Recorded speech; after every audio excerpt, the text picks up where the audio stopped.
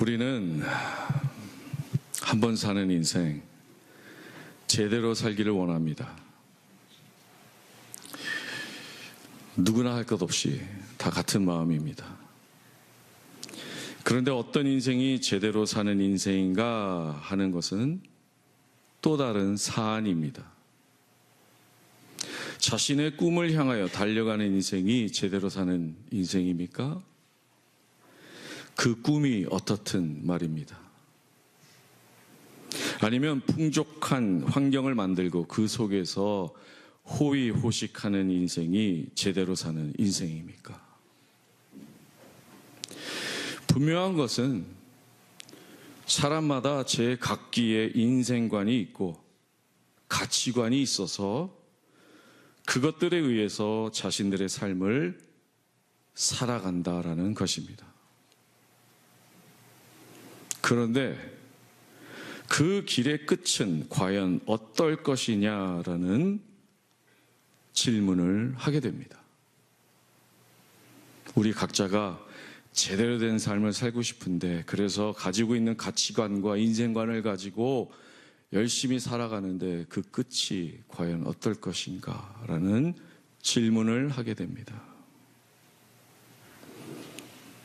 만약 그 끝이 나랑은 아무런 상관이 없다라고 한다면 그런 사람은 극히 현실주의자이든 허무주의자이든 둘 중에 하나일 것 같습니다. 우리가 지난번에 창세기를 공부할 때 참 많은 것을 깨달았습니다. 그때 자주 했던 말이 듣도 보지도 못했던 말씀들을 들었습니다. 그 중에 바벨탑과 홍수의 이야기를 통해서 깨달은 것이 있습니다. 우리가 아무리 탑을 높이 쌓아도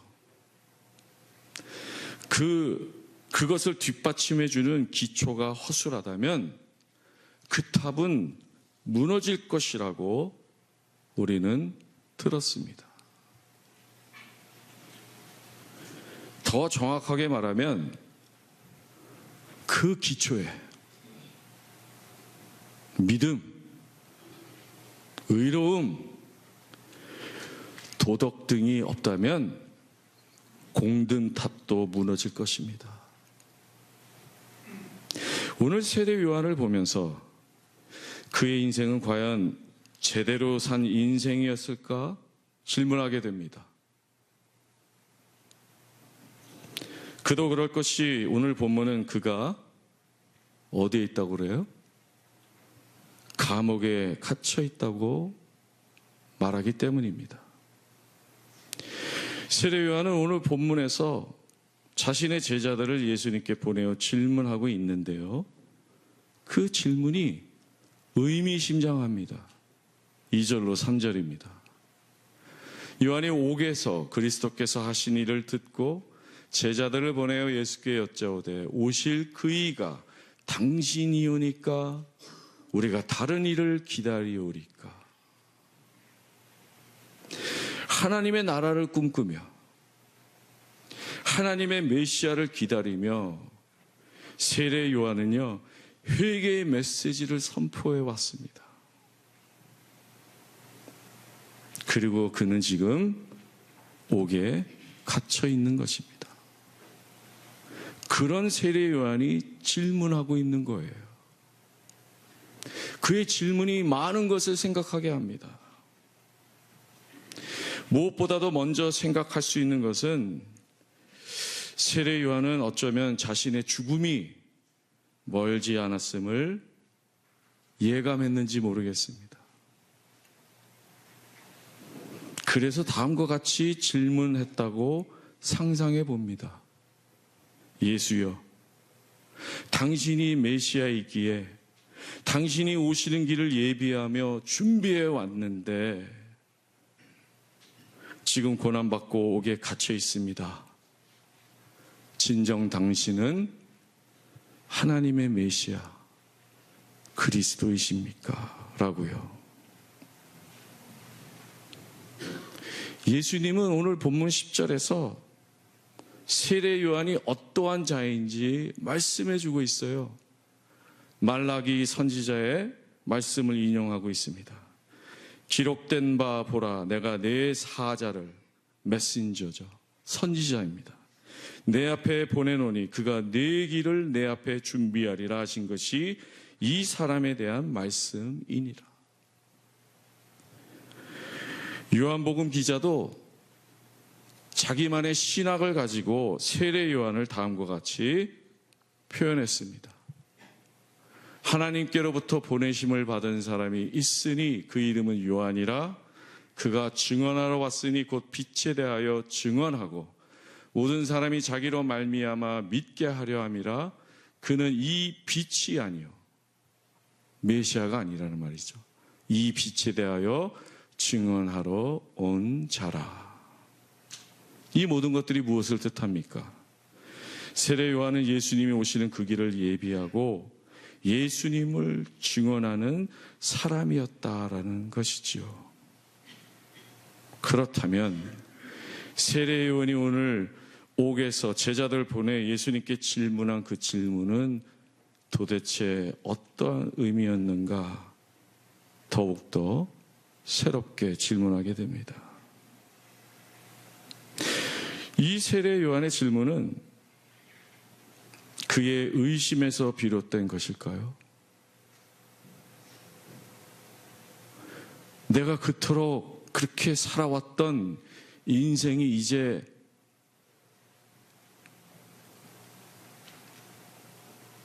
허무한 것으로 끝나는 것일까? 그래서 흔들리는 마음에서 질문한 것일까요?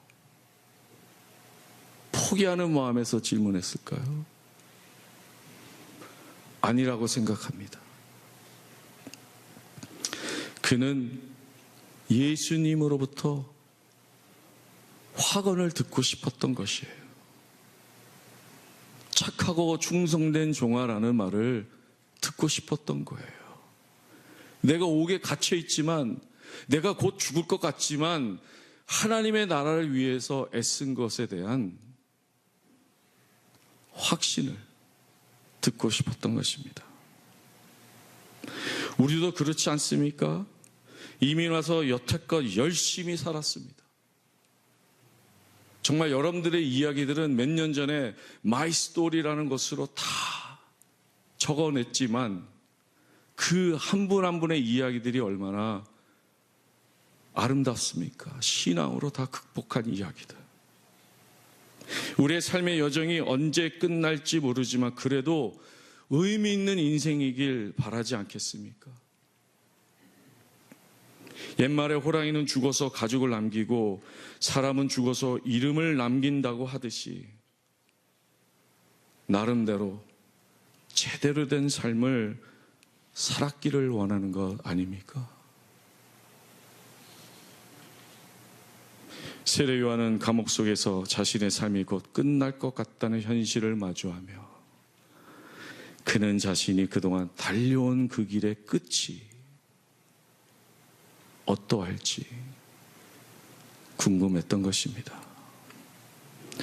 그런데 예수님은 직접 답을 하지 않고 애둘러 대답해 주십니다. 4절 5절인데요. 예수께서 대답하여 이르시되 너희가 가서 듣고 보는 것을 요한에게 알리되 맹인이 보며 못 걷는 사람이 걸으며 나병 환자가 깨끗함을 받으며 못 듣는 자가 들으며 죽은 자가 살아나며 가난한 자에게 복음이 전파된다 하라. 당신이 메시아입니까? 당신이 하나님의 그리스도입니까? 이것이 예수님의 답이에요. 하나님의 나라는 이미 시작되었고 내가 하는 일들을 보라 라고 예수님은 말씀하시는 것입니다. 내가 바로 하나님의 메시아다 라고 말씀하고 있는 것입니다. 오늘 본문은 세례 요한이 이런 답을 듣고 어떠한 반응을 했는지 기록하고 있지 않습니다. 그런데 제 생각에는요, 세례 요한이 감옥에서 하나님께 영광을 돌렸을 줄로 믿습니다. 내가 헛된 인생을 산 것이 아니구나. 저분이 메시아였구나. 왜냐하면 예수님이 그리스도로 이 땅에 오셔서 하시는 일들이 특히 가난한 자들에게 복음을 전하고 있음을 들었을 때 그는 확신할 수 있었습니다. 창조부터 우리가 그것을 배우지 않았습니까? 하나님께서 지으신 이 땅과 인류들을 얼마나 보살피고 계시는지, 아끼고 계시는지, 돌보기를 원하시는지.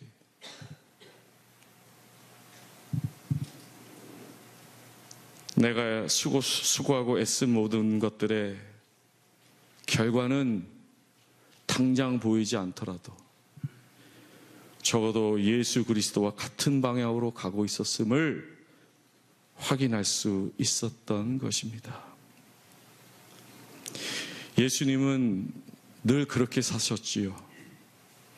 연약한 자, 가난한 자, 고통 가운데 있는 자들과 함께 하셨고 도와주셨고 구원해 주셨고 치료해 주셨고 그런 일들을 감당하셨어요. 그것이 하나님의 메시아의 이 땅에서의 모습이었습니다.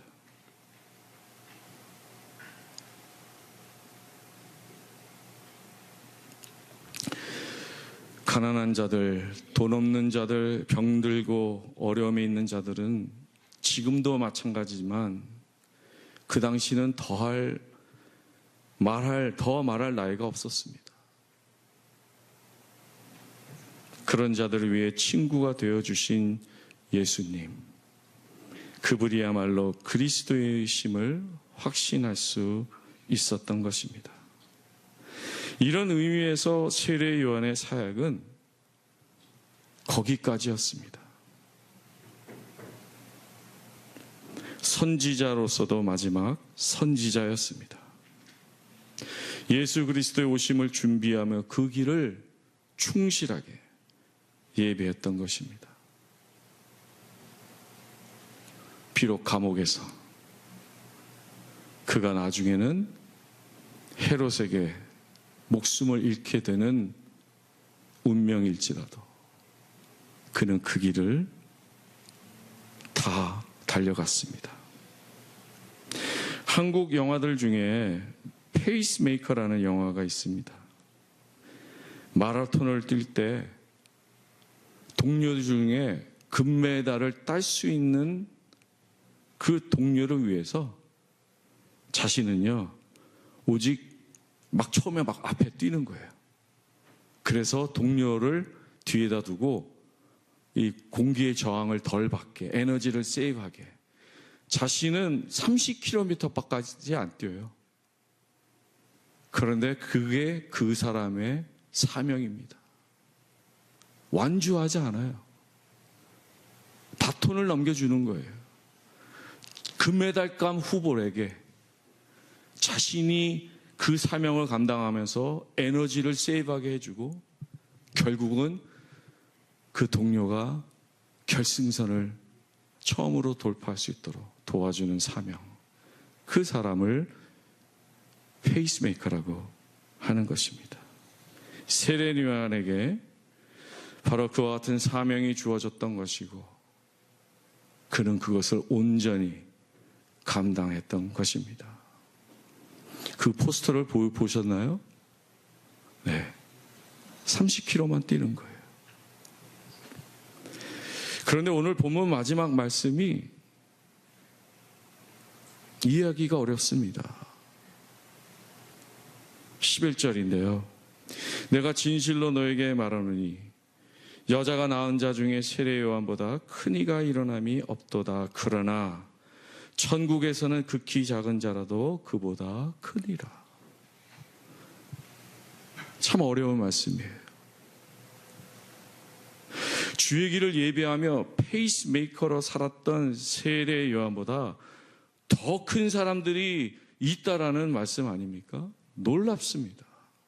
예수님의 이런 선언이 놀랍습니다. 그래서 이것을 두고 묵상하다가 깨닫게 됩니다. 세례 요한은 예수님이 메시아 되심을 생전에 확인할 수 있었지만 거기까지였습니다. 반면에 예수님의 십자가와 부활과 승천을 그리고 오순절 약속 그 사건을 경험한 자들은 어느 누구보다 복된 자다라는 말씀이에요. 그래서 천국에서는 극히 작은 자라도 그보다 크다고 하신 것이라 생각합니다. 우리들이 바로 그런 자들 아닙니까?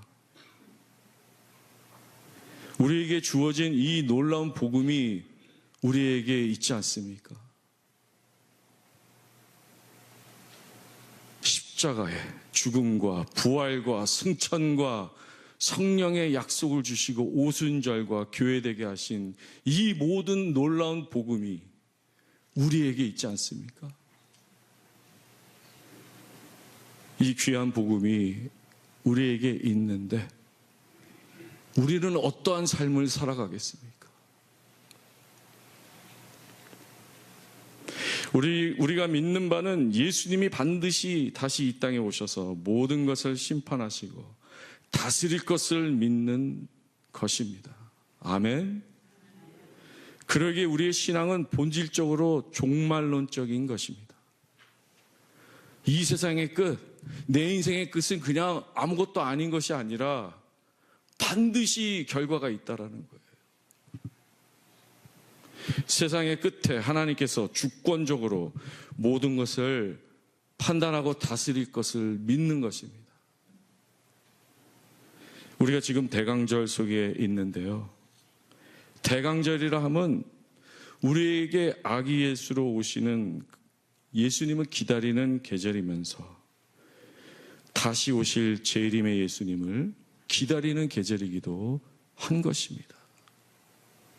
그래서 우리의 삶을 돌아보는 거예요. 내가 끝을 믿는 사람들이라면 어떻게 살아야 할 것인가?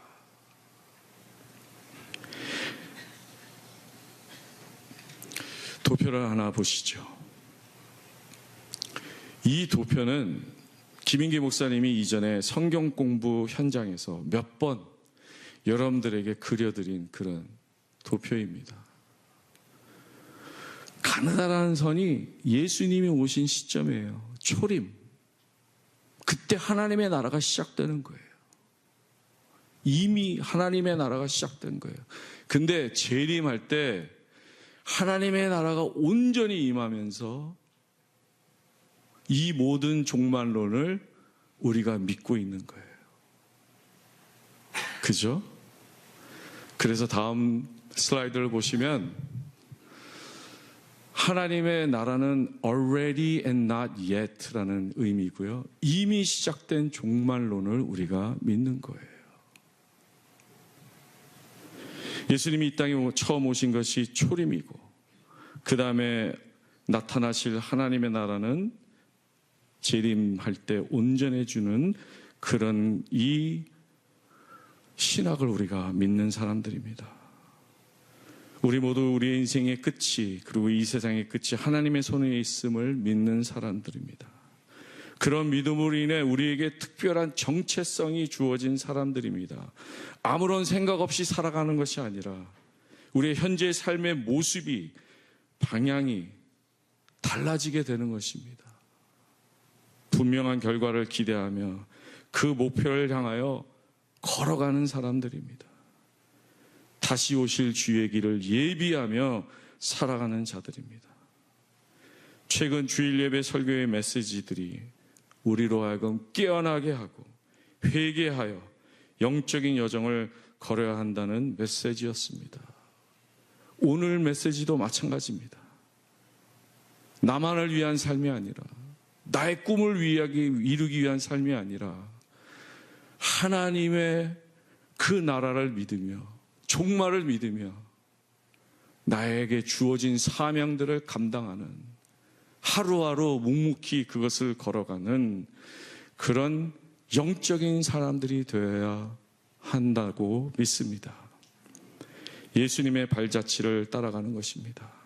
설령 우리가 비록 고난을 받더라도 그 길을 묵묵히 걸어가는 것입니다. 그래서 사도 바울도 우리의 시민권은 하늘에 있다고 말씀한 것입니다. 그러나 우리의 시민권은 하늘에 있는지라 거기로부터 구원하는 자 곧 주 예수 그리스도를 기다리노니 그는 만물을 자기에게 복종하게 하실 수 있는 자의 역사로 우리의 낮은 몸을 자기의 영광의 몸의 형체와 같이 변하게 하시리라. 교회 여러분, 이 대강절에 초림과 재림의 예수님을 사모하며 갈망하시길 바랍니다. 성령께서 그래서 우리의 삶의 끝을 바라보게 하시고 우리가 살아가는 삶의 태도의 진정한 변화를 허락해 주시기를 바랍니다. 예수님이 시작하신 아름다운 하나님의 나라를 우리도 준비하며 세워나가길 바랍니다. 그럴 때 이런 분명한 목적이 있고 그런 목적에 의해서 삶이 변화될 때요, 진정으로 연약한 자들과 함께 할 수 있는 것입니다. 종교 생활이 아니라 영적인 삶을 살아가게 되고 선한 행위들을 하는 것이 아니라 선한 삶을 살아가게 되는 것입니다. 그것이 또한 마태복음 25장에 나오는 자들의 모습이 아닙니까? 내가 줄일 때 너희가 먹을 것을 주었고 목마를 때 마시게 하였고 나그네 되었을 때 영접하였고 헐벗었을 때 옷을 입혔고 병들었을 때 돌보았고 옥에 갇혔을 때 와서 보았느니라. 의식하지 않고 우리의 삶이 변화되어서 그런 삶 속에서 녹아지는 예수 그리스도의 그 나라, 주의 길을 예배하는 우리 모두가 되기를 간절히 바랍니다. 찬양하시겠습니다.